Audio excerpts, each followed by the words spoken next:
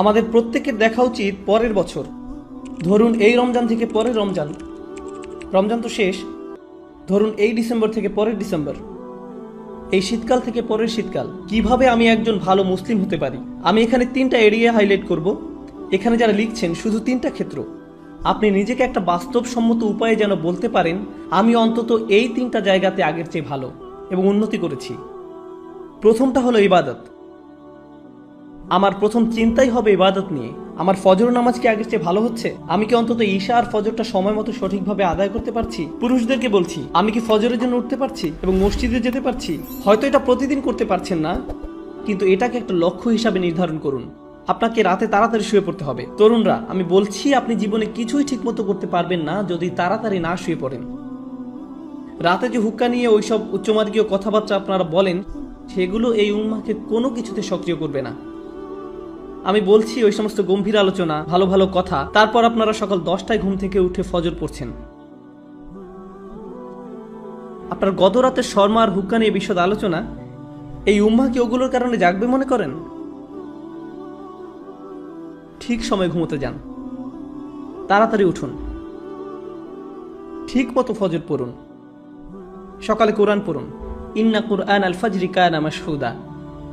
নিয়ম করে ঠিকঠাক মতো কোরআন পড়ুন। আমরা দুনিয়া বদলানোর কথা বলি, কিন্তু আমরা একটা দিনের কার্যক্রমও বদলাতে পারি না। আপনি যদি আপনার দিন বদলাতে পারেন, তাহলে আপনার বছরও বদলাতে পারবেন, আপনার জীবনও বদলাতে পারবেন। আপনাকে আপনার দিন দিয়েই শুরু করতে হবে। ইবাদত অর্থে আপনার সকালটাকে ফলপ্রসূ করতে হবে। ইবাদতের একটা অংশ হলো, আমি বিশেষ করে এখানে তাদের অন্তর্ভুক্ত করব যাদের দূরদর্শিতা আছে। আপনার দূরদর্শিতা, আপনার অনুপ্রেরণা আসবে কোরআনের মাধ্যমে। কোরআন আপনার হৃদয়ে থাকতে হবে। যতটুকু সম্ভব কোরআন মুখস্থ করার প্রজেক্ট শুরু করতে হবে আপনাকে। একেবারে যতটুকু পারেন, যত কমই হোক না কেন। আপনি যদি বেশি করে করতে পারেন তাহলে বেশি করেন, কিন্তু প্রতিদিন ফজরের সময় একটু কোরআন তেলাওয়াত, একটু মুখস্থ করা, এটাই আপনার দিনকে ভালোভাবে শুরু করবে। আর আমি আপনাকে গ্যারান্টি দিতে পারি, আপনি যদি এরকম করেন, শুধু সপ্তাহে একবার করে দেখেন, পার্থক্যটা আপনি দিনের বাকি সময় ধরে বুঝতে পারবেন। আপনি লক্ষ্য করবেন যে ওই দিনটাতে অনেক বেশি বারাকা আছে, আপনি অনেক বেশি কিছু শেষ করতে পারছেন, আপনার চারপাশে দরজা খুলে যাচ্ছে, অনেক সুযোগ তৈরি হচ্ছে, আপনার মন পরিষ্কার আর অনেক সৃষ্টিশীল আইডিয়া আসছে। আপনি দেখবেন আল্লাহ আপনাকে ওইসব কল্যাণ দিচ্ছেন এবং দরজা খুলে দিচ্ছেন যেগুলো আগে বন্ধ ছিল। কাজেই প্রথমটা, কতগুলো এরিয়া আমি যেন বলেছি? 3টা এরিয়া। প্রথমটা হলো ইবাদত। এটাই প্রথম এরিয়া যেটাতে আমি আরো ভালো করতে যাচ্ছি। দ্বিতীয় এরিয়া, যেটার জন্য সত্যি আপনাকে ভালোভাবে খাটতে হবে, এটার ব্যাপারে মাথা ব্যথা থাকতে হবে, সেটা হলো শিক্ষা, জ্ঞান। কিভাবে আমি এই এরিয়াতে আমার জ্ঞান বাড়াবো? আমি জ্ঞানকে ইবাদত থেকে আলাদা করে দেখি, কারণ কিছু কিছু মানুষ জ্ঞান অর্জনের উপর এত বেশি ফোকাস করে যে তাদের ইবাদতের অবস্থা হয় খুবই শোচনীয়। তারা ইবাদত করে না, তাদের ধারণা তাদের জ্ঞান ইবাদতের শূন্যস্থান পূরণ করে দিবে। তারা অনেক তাফসির পড়ে, অনেক তাজউইদ জানে, কিন্তু তারা এমনকি তাদের সালাতেও কোনো মনোযোগই দেয় না। তাহলে সেই জ্ঞান আছে কিসের জন্য? আমি অগ্রাধিকার ভিত্তিতে এগুলো উল্লেখ করেছি। প্রথমটা ইবাদত, দ্বিতীয়টা জ্ঞান। আমি বলছি না যে আপনারা আলেম হন এবং শরীয়তের উপরে ডিগ্রি নিন। যারা করছেন তাদেরকে অভিনন্দন জানাই। আমি এখানে সবার কথা বলছি। এখানে সবাই মুফতি বা আলেম নাও হতে পারেন, কিন্তু আপনাকে শিক্ষিত মুসলিম হতে হবে। আপনার ইসলামের উপর অন্তত প্রাথমিক পর্যায়ের বিদ্যা থাকতে হবে। আমি এখানে সবার কথা বলছি। তাই আপনার জন্য আমার পরামর্শ হলো, বছরের শেষ বা আগামী বছরের মধ্যে আপনি কিছু অন্তত পড়েন। আপনি সিরাহ পড়ুন, নবী মুহাম্মদ সাল্লাল্লাহু আলাইহি সাল্লামের জীবনী একবার। আর আপনার প্রতি বছরই এটা করা উচিত। আসলে আপনার আলাদা আলাদা জায়গা থেকে পড়া উচিত। প্রতি বছর সিরাতের উপর আপনার পড়াশোনা করা উচিত। সত্যি সত্যিই পড়ুন। আমাকে জিজ্ঞেস করবেন না সিরাতের উপর কোন বই পড়বেন, সবই পড়ুন। একবার এক একটা পড়ুন। একটা নিয়ে পড়া শুরু করুন 1 বছর, তারপর আরেকটা সিরাত নিন পরের বছর, আবার আরেকটা সিরাত নিন পরের বছর, আবার আরেকটা। কারণ এটা হলো ওই মানুষটার জীবনী যা আমাদের জীবনের দর্শন, আমাদের অনুপ্রেরণা। আর আপনার প্রতি বছরই এটা করা উচিত। আপনাকে এগুলো বারবার পড়তে হবে। এটা আপনার শিক্ষার অংশ। এটা আপনাকে চিন্তা ভাবনা করার এবং সেটা আপনার জীবনে প্রতিফলিত করার সুযোগ করে দিবে, দরজা খুলে দিবে। সিরাত পড়লে এর মধ্যেই পাবেন কিছু সহজলভ্য এবং অসাধারণ রিসোর্স। আমার মনে হয় না এগুলো খুঁজে পেতে আপনার কষ্ট হবে ইনশাআল্লাহ। একই সাথে আপনার কিছু বাস্তবিক অর্জন থাকতে হবে। একই বছর আপনাকে প্রকৃত অর্থেই কোরআন থেকে কিছু অর্জন করতে হবে। আমি এখনো জ্ঞানের এরিয়ার ভিতরে আছি। প্রথম এরিয়া হলো ইবাদত, আর দ্বিতীয়টা হলো জ্ঞান বা শিক্ষা, এই এরিয়াতেই আপনাকে কোরআন থেকে কিছু প্রকৃত মুনাফার ক্ষেত্র তৈরি করতে হবে। ধরুন এই বছর আপনি ঠিক করলেন আপনি সূরা কাহফ মুখস্থ করবেন, কাজে এটা একটা লক্ষ্য স্থির করুন। এই বছর আমি সূরা কাহফ মুখস্থ করব। তার মানে হলো আমি এই সূরা মুখস্থ করব, এর অনুবাদ পড়ব, এর তাফসীর পড়ব, এটা শব্দগুলোর অর্থ বুঝব, সূরা কাহফের উপর লেকচারগুলো, প্রবন্ধ, পেপার যাই পাওয়া যায় তার সবই নিব, সবই শেষ করব। আমার জন্য এটাই সূরা কাহফের বছর।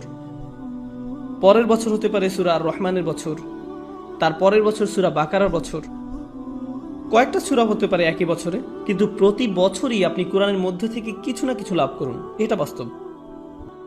এটা বলবেন না আমি কোরআন পড়েছি, এটা করবেন না। যে কোনো একটা প্যাসেজ নিয়ে পড়া শুরু করলেন, একটা সূরা বা কয়েকটা সূরা নিন, সেগুলোতে ফোকাস করুন। মুসলিম যুবকদের জন্য আমার সবচেয়ে বড় সমালোচনা হলো যে তারা ফোকাস করে না, একটা বিষয়ের উপর ফোকাস করেন, এটা ভালোভাবে বুঝেন। পরে যখন আপনি দেখবেন আপনি বলবেন আলহামদুলিল্লাহ এই বছর আমি আরো একটা সূরা মুখস্থ করেছি, আরো 2টা সূরা মুখস্থ করেছি, আরো 3টা সূরা মুখস্থ করেছি। আর যখন আপনি কোনো একটা সূরা পড়েন শুধু এটার অর্থ মুখস্থ করবেন না। কোনো ছাত্র আমাকে এসে জিজ্ঞেস করে আপনার ধারণা কোনটা বেশি গুরুত্বপূর্ণ, কোরআন বোঝা নাকি মুখস্থ করা? আমি বলি কিভাবে আপনি ভাবেন যে এই দুটো আলাদা? কেন এরকম মনে করেন? আপনি জানেন কেন আমরা কোরআন মুখস্থ করি? যেন আমরা বারবার সেটা বলি। আর যখন আপনি কিছু বারবার বলতে থাকেন তখন সেটা নিয়ে আরো বেশি চিন্তা করার এবং সেটা আপনার কাজে প্রতিফলিত করার ব্যবস্থা করে দেন আল্লাহ। যখন আপনি কোনো কিছু 10 বার বলতে থাকেন তখন আপনি এমন কিছু লক্ষ্য করেন যা আপনি 9 বার বলার সময় করেননি। আল্লাহ আরো অনেক দরজা খুলে দেন। আল্লাহে কোরআনের জন্য এটা খুবই সত্য। যত বেশি আপনি পড়বেন তত বেশি বুঝবেন, আর যত কম পড়বেন তত কম বুঝবেন। এটা অন্য কোনো বইয়ের মতো না। কোরআন বোঝার ভিত্তি হলো কোরআন মুখস্থ করা। আল্লাহ আরো অনেক দরজা খুলে দেন। আল্লাহে কোরআনের জন্য এটা খুবই সত্য। কাজেই যে সূরা আপনি পড়তে ও বুঝতে চাচ্ছেন ভালো হয় সেটা মুখস্থ করে ফেললে। এই দুটো সবার আগে। তো আমি সিরাত নিয়ে বললাম আর কোরআন নিয়ে বললাম। এবার ইলেকটিভ বা নির্বাচক, ধরেন এটা আপনাদের জন্য এই বছরের ইসলামিক সেমিস্টার। এই সেমিস্টারে ঐচ্ছিক কাজে যুক্ত করেন।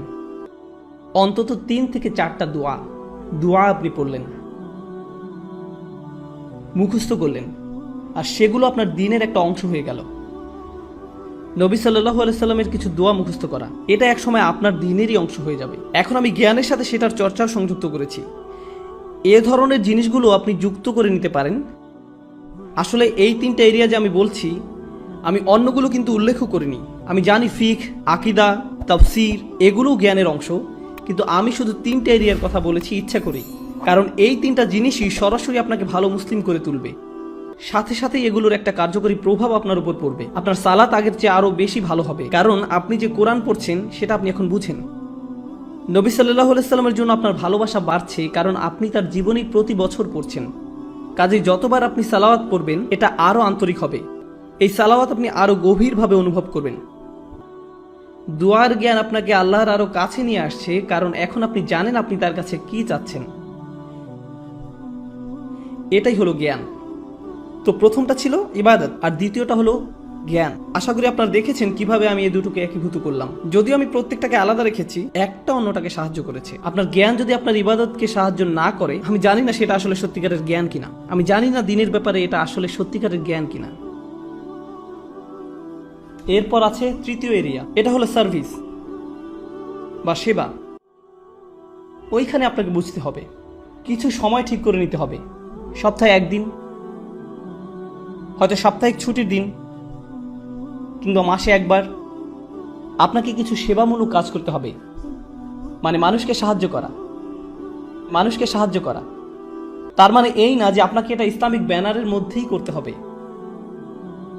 আপনি যদি স্বেচ্ছাসেবা দিতে চান, মানবতার জন্য কিছু করতে চান, এটা দেখতে খুবই ভালো লাগবে যে একজন মানুষকে আপনি সাহায্য করছেন। খুবই ভালো লাগবে।